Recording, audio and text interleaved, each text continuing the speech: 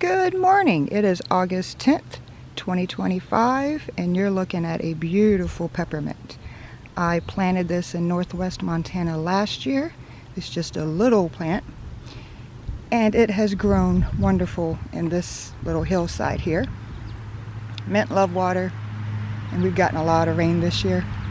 It's starting to flower, so I want to harvest it today. I'm Tiffany with Have Fun in Nature.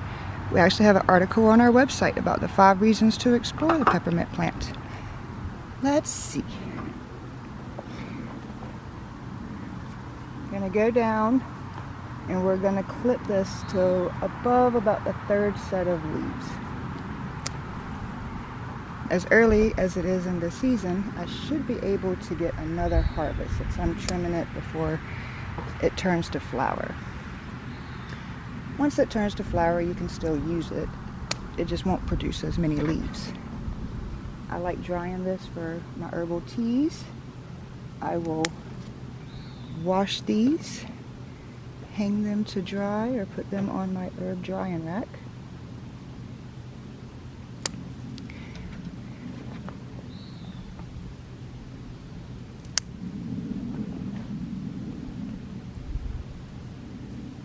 Beautiful plant, and it smells so wonderful.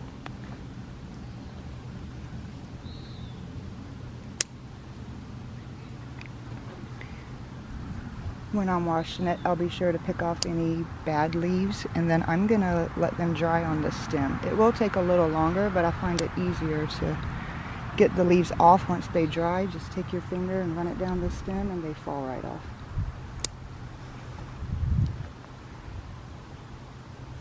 Well, I'll continue this.